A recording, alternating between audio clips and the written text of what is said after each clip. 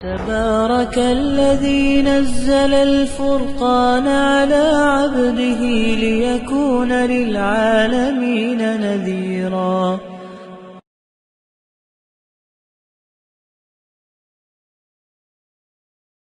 بسم اللہ الرحمن الرحیم.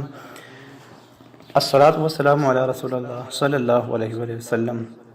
اسلام ہمارا دین چینل میں خوش آمدید.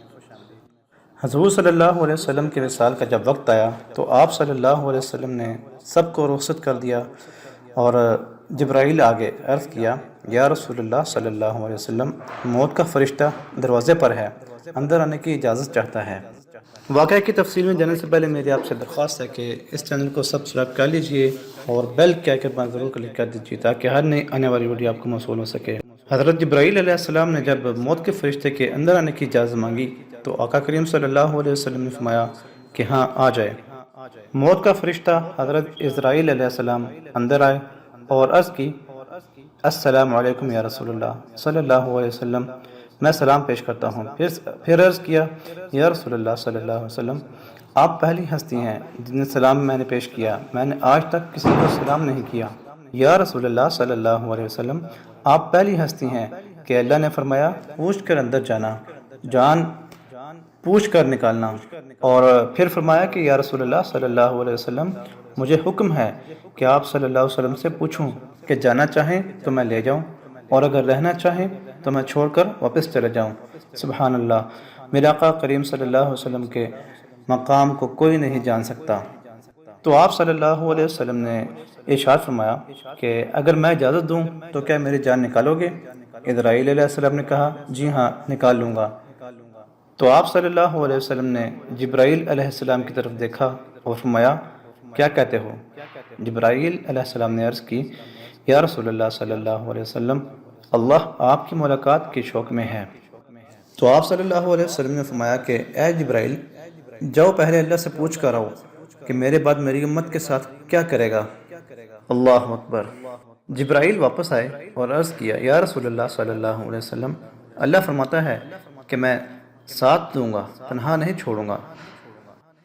تب آپ صلی اللہ علیہ وسلم نے فرمایا، اب مجھے سکون ہے، اب میری آنکھیں ٹھنڈی ہیں. اللہ اللہ. وقت آخر اور زبان پہ فقط امتی امتی.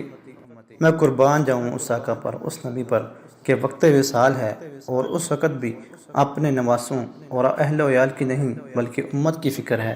ہر کسی کو اولاد کی فکر ہوتی ہے مگر وہ دریا رحمت صلی اللہ علیہ وسلم اور ہم ان کے امتی. اسی امت کے لیے روئے وہ ساری ساری رات. میرے رب کی عزت کی قسم، اگر کملی والے آقا صلی اللہ علیہ وسلم کی رو رو کر مانگی ہوئی دعائیں نہ ہوتی اور وقت وصال اٹھایا ہوا سوال نہ ہوتا تو اب تک ہم اپنی سابقہ امتوں کی طرح بندر اور خنزیر بنا دیے گئے ہوتے. تمام امتوں پر عذاب کس وجہ سے آئے؟ اللہ کی نافرمانی کی وجہ سے ہی نا. تو پھر ہم نافرمانی بھی کرتے ہیں مگر ہم پھر بھی بچے ہوئے ہیں. کبھی سوچا ہے ایسا کیوں ہے؟ ایسا اس لیے ہے کہ آپ صلی اللہ علیہ وسلم کی دعائیں ہیں جو راہ میں حائل ہو جاتی ہیں.